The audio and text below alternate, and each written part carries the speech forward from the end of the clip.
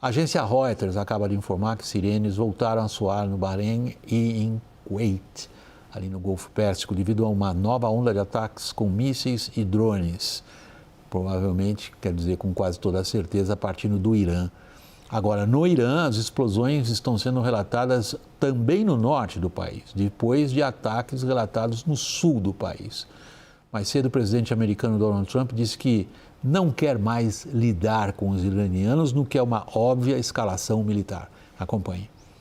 Era fim da manhã na Turquia quando Donald Trump afirmou que, da parte americana, o cessar-fogo com o Irã havia chegado ao fim. To me, I think it's over. I don't want to deal with them and with this scum. Já à noite, após participar da cúpula da OTAN em Ankara, Trump minimizou o risco de um conflito prolongado contra o Irã. So I think anything that happens is going to be over very quickly, and will only make it safer, including for oil. Os Estados Unidos realizaram ataques contra o Irã horas depois. Explosões foram relatadas ao longo da costa sul do país e em ilhas no Golfo Pérsico. Segundo os militares americanos, o objetivo dos ataques seria, abre aspas, degradar ainda mais a capacidade do Irã de ameaçar a liberdade de navegação no Estreito de Hormuz. Em teoria, pelo memorando de entendimento assinado em meados de junho, Estados Unidos e Irã deveriam estar dedicados à retirada das minas e à normalização da navegação no Estreito de Hormuz. Na prática, 3 navios comerciais foram atacados no início dessa semana, em meio a queixas do Irã sobre a presença continuada de militares israelenses no Líbano em uma operação contra o Hezbollah, grupo aliado do regime iraniano. Os Estados Unidos reagiram primeiro atacando alvos no Irã na noite de terça-feira, e o Irã disparou mísseis contra bases militares americanas no Bahrein e no Kuwait. A nova onda de incerteza sobre o futuro do Oriente Médio fez o preço do barril de petróleo disparar a quase 7% ao longo desta quarta. Ao final do dia, o preço do barril tipo Brent fechou em alta de 5,2%, a $78,02. Fernando, deixa eu começar por você, que ainda não participou, Fernando Brancoli. As declarações que a gente publicou e que a gente está verificando em toda a imprensa, por parte do presidente americano, elas são desconexas. Você consegue fazer um sentido delas? Eu diria, Vac, que tem mais uma relação com uma insatisfação quase que pessoal do Trump de que os acordos que ele vinha tentando costurar não têm avançado. Então, o Estreito de Hormuz não está aberto como ele queria. A gente, no meio de uma reunião da OTAN, tivemos ataques por parte dos iranianos de navios que passavam por ali. Então, me parece que se enquadra muito mais numa lógica de insatisfação do que efetivamente um cálculo estratégico ou militar, como você bem coloca. Acho que um ponto clássico que a gente consegue observar, Vac, por exemplo, Trump já afirmou, fui contar agora antes da gente entrar no ar, pelo menos 5 vezes de que o Irã não tinha mais capacidade de realizar ataques efetivos na região. E agora retoma, há poucas horas atrás, com ataques com o argumento de que precisa degradar ainda mais a capacidade iraniana, que ele já tinha dito que tinha sido destruída. Também parece um ponto interessante. Agora, Vac, para fechar um pouco essa articulação, a imprensa iraniana já aponta que os ataques são também colocados numa estratégia para que países do Golfo comecem a pressionar os Estados Unidos. Acho que quem vem acompanhando a nossa programação sabe que a gente vem debatendo sobre isso. Parte importante da pressão por uma tentativa de cessar-fogo também passa pela Arábia Saudita, pelos Emirados Árabes Unidos, pelo Kuwait, que de certa forma vem sofrendo ataques dentro desse tipo de configuração. Então, me parece interessante também que o cálculo iraniano é de arrastar de novo a região para, de alguma maneira, movimentar esse processo, né? Hoje, perguntado pelos repórteres, Lorival, diante dos ataques, né, de lado a lado, e da expansão desses ataques de lado a lado, Trump foi indagado se aquele memorando de entendimento, que apareceu a cena dele na reportagem, assinando, aliás, em Versalhes, né? Versalhes de entendimentos e acordos assinados em Versalhes, parece que dá azar para quem é assim, enfim. Verdade. Enfim, deixa a ironia de história para lá. Se isso tinha acabado, e a resposta dele em inglês foi, it's over. E aí? É porque, como disse o Fernando, ele está muito exasperado, né, com depois de ter feito tantas concessões, de ter aceitado o processo, né, proposto pelo Irã, de primeiro abrir o Estreito de Hormuz e depois negociar a questão nuclear, o Estreito de Hormuz foi aberto nos termos do Irã. que são realmente termos inaceitáveis para a comunidade internacional, viola o direito do mar, né? O Tratado de Moncloa e tantas outras convenções. Mas o Irã quer realmente manter um status quo que eles chamam de protocolo, né, de controle sobre quais vias marítimas podem ser usadas no Estreito de Hormuz e com autorização dele, né? E isso é muito humilhante para o Donald Trump, para os Estados Unidos. Por outro lado, por causa da geografia ali, aquela costa é uma costa escarpada, de falésias, cheia de reentrâncias, que escondem mísseis e drones, e também o sistema da água ali, opalíneo, que reflete muita luz, ali tem muita evaporação por causa do calor e é uma água rasa, a visibilidade é muito baixa e ali trafegam milhares de lanchas, que são lanchas de contrabando de combustíveis do Irã para Omã, de bens de primeira necessidade de Omã para o Irã, e junto com elas, misturado com elas, as lanchas da Guarda Revolucionária que lançam minas, lançam drones e até foguetes também, né? Então, teria que haver um desembarque e uma operação robusta para limpar aquilo lá. Não há politicamente condições para fazer isso, porque esse desembarque causaria muitas mortes de soldados americanos, porque ali estão escondidos também os guardas que conhecem muito bem o terreno e estariam muito bem protegidos. Então é checkmate, né? Assim, os Estados Unidos terão de ceder, aceitar algum tipo de gestão daquele trânsito dentro dos termos do Irã. Isso tem um custo político também muito alto, mas o custo político de limpar aquilo lá efetivamente é muito maior ainda. Tiago, parecem não haver opções boas para o Trump nesse momento. Ele teria que contemplar, como o Lorival está indicando, algum tipo de operação de grande amplitude que implicaria boots on the ground. Em que medida não sabemos, mas implicaria soldados em terra. Ele teria que contemplar talvez bombardeios estratégicos que até aqui ele já efetuou e os resultados não foram os que ele evidentemente esperava, ou ele aceita alguma coisa da qual os iranianos vão sair dizendo, tá vendo? Nós é que saímos em condição de determinar os rumos do que está acontecendo. Há alguma indicação do que está sendo considerado nesse momento? A situação está ficando muito, muito complicada para o Trump, porque ele nunca imaginou que poderia entrar em agosto com essa situação do Irã independente.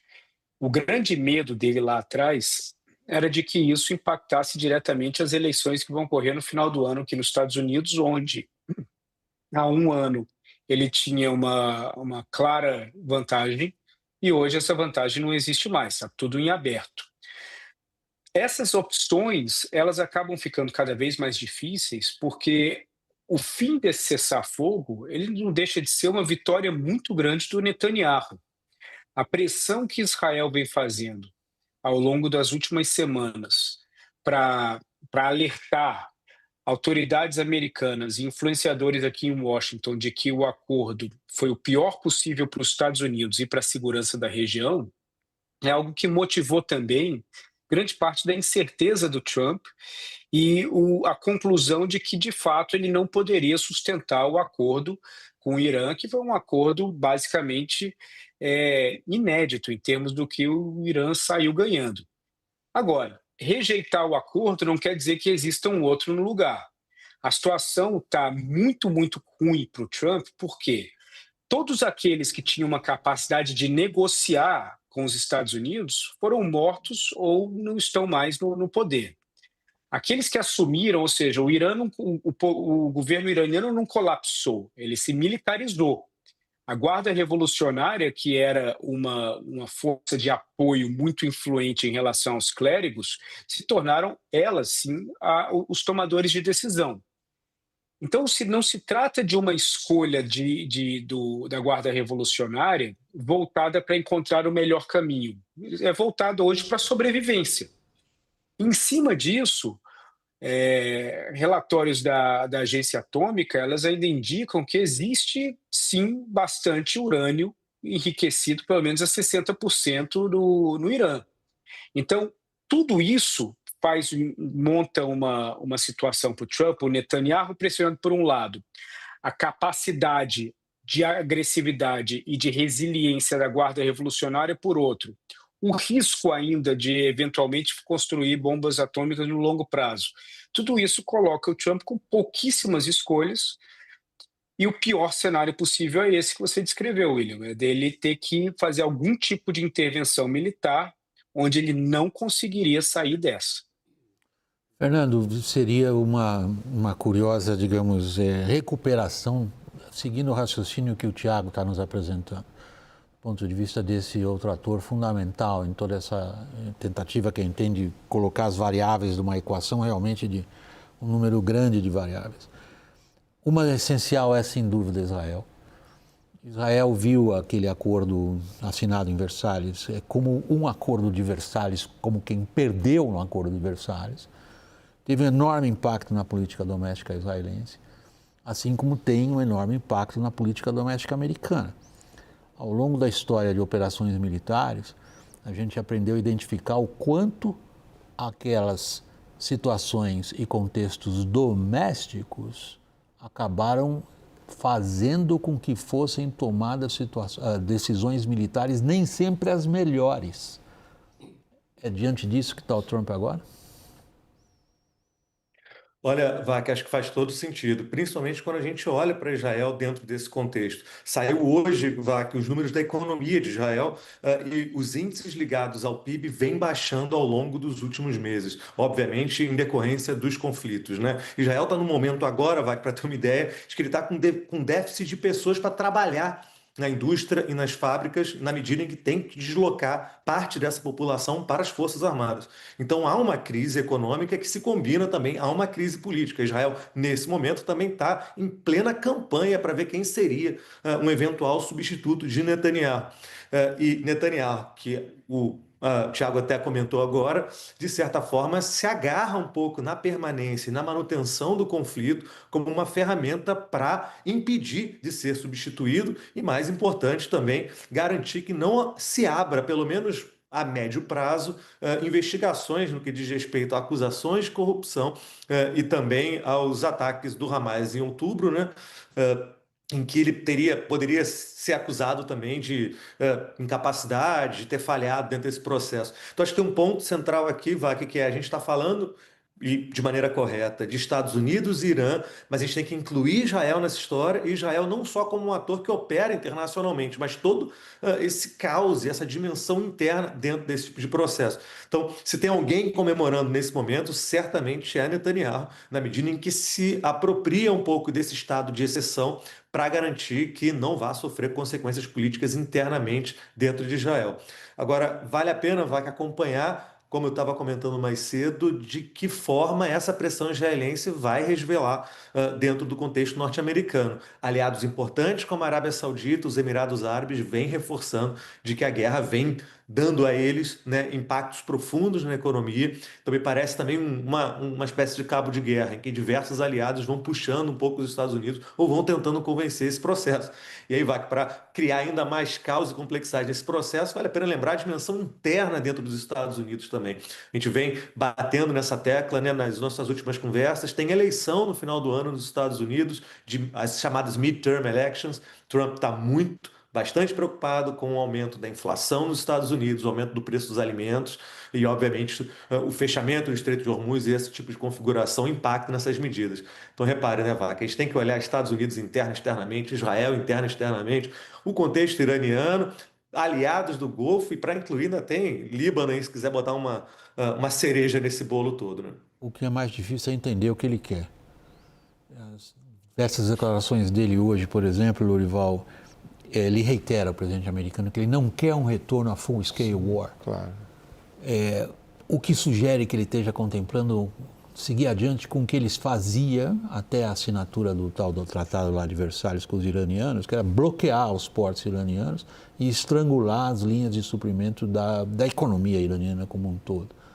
Agora, isso não é algo que traz resultados de uma hora para outra. Ele está negociando termos desse controle do Irã sobre o Estreito de Hormuz, está negociando pela via militar, né? Está procurando demonstrar para o Irã que esse caminho adotado pelo Irã vai ser pior para ele vai ter a sua capacidade militar ainda mais degradada e tentando convencê-lo de que os Estados Unidos estão prontos para fazer o máximo para degradar essa capacidade para evitar que o Irã continue atacando os navios. E pode funcionar em parte, quer dizer, o Irã pode querer vir para a negociação, mas vai ser de novo nos termos do Irã. Então eles precisam criar um protocolo que seja minimamente aceitável para a comunidade internacional. E para esses próprios países que o Fernando menciona, esses países precisam escoar a produção deles, são eles que precisam escoar a produção deles pelo Estreito de Hormuz. Agora, existe, a gente sabe, uma grande negociação entre eles, né? Esses países árabes, mesmo sendo sob ataque do Irã, continuam negociando, se visitando mutuamente, criando uma espécie de novo acordo de Abraão, atualmente sem Israel, né? Mas existe a possibilidade até de numa arquitetura futura, eles quererem incluir Israel para chegar num período de mais segurança e prosperidade para a região.